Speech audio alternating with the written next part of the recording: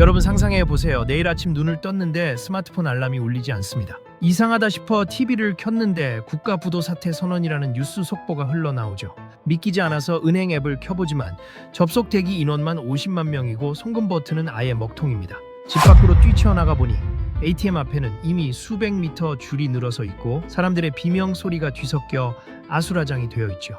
이게 과연 영화 속 이야기일까요?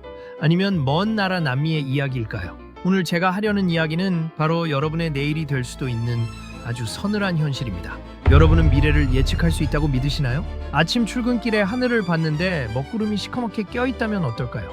누군가는 당연히 비가 올 거라고 생각하고 우산을 챙깁니다. 하지만 누군가는 설마 진짜 오겠어? 기상청도 말 없었는데 하며 그냥 나갔다가 꼼짝없이 비에 젖은 생쥐 꼴이 되고 말죠. 지금 경제 지표가 가리키는 숫자의 경고등은 먹구름보다 훨씬 더 심각합니다. 2026년 현재 대한민국의 국가 부채는 1200조 원을 넘어섰습니다.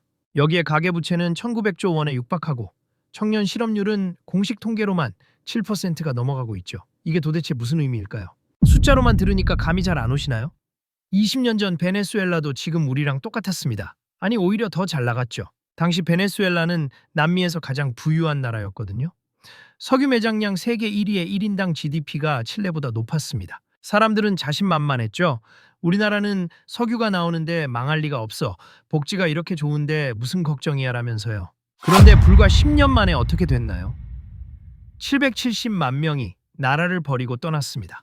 전체 인구의 25%, 즉 4명 중 1명이 조국을 등진 거예요. 왜 그랬을까요? 정말 아무런 신호도 없었을까요? 아니요, 신호는 분명히 있었습니다. 단지 대부분의 사람들이 그 신호를 애써 무시했을 뿐이죠. 먹구름이 잔뜩 낀 하늘을 보고도 설마 비가 오겠어 했던 사람들처럼요.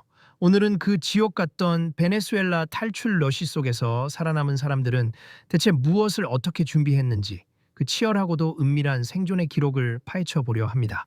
국가 경제라는 건 날렵한 모터보트가 아닙니다.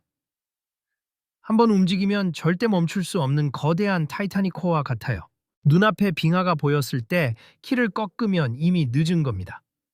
배는 엄청난 관성 때문에 그대로 빙하를 들이받게 되거든요. 충돌을 피하려면 남들이 보지 못할 때 아주 훨씬 전부터 방향을 틀어야만 합니다. 그 운명의 순간에도 사람들은 딱 두 부류로 나뉘었습니다. 배가 이미 기울고 있는데도 설마 별일 아니겠지 하며 멍하니 있다가 당하는 사람. 그리고 침몰을 미리 직감하고 남들보다 먼저 조용히 생존을 준비하는 사람. 자, 그럼 살아남은 그 소수의 사람들은 대체 뭘 준비했을까요? 첫 번째 생존 키워드는 바로 외화 자산이었습니다. 베네수엘라의 후안 교수는 겉보기엔 가난한 이민자처럼 보였지만 사실 콜롬비아 은행 계좌엔 이미 15만 달러가 들어 있었습니다. 2년 전부터 조금씩 빼돌린 돈이었죠. 당시 정부가 정한 공식 환율은 1달러에 6.3 볼리바르였지만 암시장에선 이미 20 볼리바르를 넘어가고 있었거든요. 후안 교수는 본능적으로 알았습니다. 이 나라 화폐는 곧 휴지 조각이 될 거야. 내 돈을 지켜야 해 라고요. 그리고 그의 예측은 소름 끼치게 맞아떨어졌습니다. 2016년 볼리바르의 가치는 말 그대로 폭락했어요. 1달러에 1천 볼리바르를 넘어 2019년엔 무려 200만 볼리바르까지 치솟았습니다. 월급으로 100만 원 받던 사람이 어느 날 갑자기 만 원의 가치밖에 안 되는 돈을 받게 된 겁니다. 그때서야 사람들은 땅을 치며 후회했습니다. 아, 황 교수 말이 맞았구나. 나도 그때 달러 좀 사둘 걸. 하지만 이미 늦었죠. 정부는 외환 통제를 더욱 강력하게 조였거든요. 2024년 한국의 상황은 어떨까요? 외환 보유액이 많아 보이지만 1년 안에 갚아야 할 단기 외채가 1,600억 달러입니다. 만약 위기가 닥치면 정부는 즉시 베네수엘라처럼 외환 통제부터 시작할 겁니다. 여러분의 계좌가 묶일 수 있다는 얘기예요. 두 번째 비밀은 바로 서류였습니다. 2015년 변호사 마리아는 정부가 갑자기 공증 절차를 까다롭게 만드는 걸 보고 이상한 낌새를 차했습니다. 부동산 거래할 때 필요한 서류가 5장에서 20장으로 늘어났죠. 그녀는 즉시 움직여서 자기 이름으로 된 모든 재산의 공증을 새로 싹 다 받고 외국 공증까지 받아서 방수 파일에 보관했습니다. 친구들은 비웃었죠. 야, 너 너무 오버하는 거 아니냐? 무슨 전쟁 났냐? 라면서요. 그런데 2017년 정부가 자산 동결령을 발표했습니다. 서류가 불완전한 재산은 아예 국가가 압류해버렸죠. 마리아의 친구들은 내 집이 내 것이 아니라고 울부짖었지만 소용없었습니다. 반면 마리아는 완벽한 서류 덕분에 조용히 재산을 팔고 나라를 떠날 수 있었어요. 이거 한국도 예외일까요? 최근 정부는 부동산 공시가격을 올리고 가상자산 과세를 준비하고 있습니다. 정부가 개인의 자산을 샅샅이 파악하고 있다는 뜻입니다. 만약 위기가 오면 서류가 완벽하지 않은 재산은 과세 대상이 되거나 압류될 수 있어요. 그러니까 지금 여러분이 해야 할 일은 자기 명의의 모든 재산을 정리하고 확인하는 겁니다. 통장, 부동산, 자동차, 심지어 가족 명의로 분산한 것까지 모든 서류를 스캔해서 클라우드에 백업해 두세요. 언제 어디서든 내 것이라는 걸 증명할 수 있게요. 세 번째 생존 키워드는 바로 디지털 자산이었습니다. 2016년 IT 개발자 알렉산드로는 정부가 인터넷을 검열하기 시작하자 직감적으로 비트코인을 샀습니다. 당시 친구들은 가짜 돈이라고 비웃었지만 알렉산드로는 확신했습니다. 곧 이 나라 현금은 아무도 안 믿게 될 거야 라고요.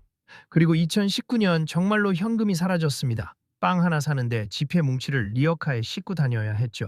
하지만 알렉산드로는 비트코인으로 거래하며 자산을 20배나 불렸고 가족과 함께 여유롭게 떠났습니다. 국경을 넘을 때도 비트코인은 검사받지 않았거든요. 머릿속에 있는 12개 단어만 외우면 되니까요. 한국 사람들이 왜 가상자산에 몰릴까요? 은행을 못 믿어서, 그리고 원화를 못 믿어서 아닐까요? 위기 상황에서 정부가 통제할 수 없는 자산 하나쯤은 반드시 필요합니다. 마지막 네 번째는 바로 이중 국적이었습니다. 2014년 의사 카를로스는 조상 중에 유럽인이 있다는 점을 이용해 포르투갈 국적을 미리 신청했습니다. 친구들은 여기가 집인데 왜 굳이 그러냐고 했지만 카를로스는 이건 보험이야 라고 답했죠. 그리고 2017년 베네수엘라 정부가 전문직 종사자들의 여권 발급을 중단하고 출국을 막았을 때 그 보험은 빛을 발했습니다.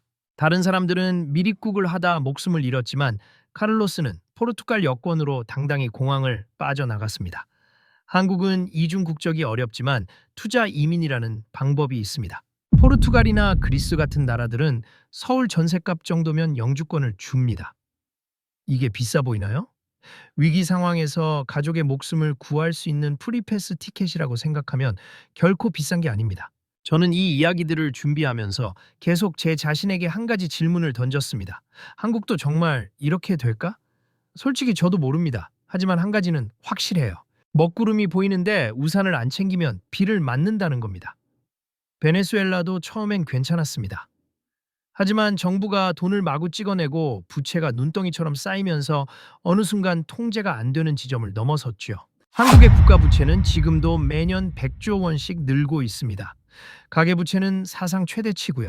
경제가 무너지면 시스템은 순식간에 마비됩니다. 그러니까 제가 드리고 싶은 말씀은 내 가족을 지킬 준비는 스스로 하라는 겁니다. 그러나 이 모든 게 쓸데없는 걱정일 수도 있습니다.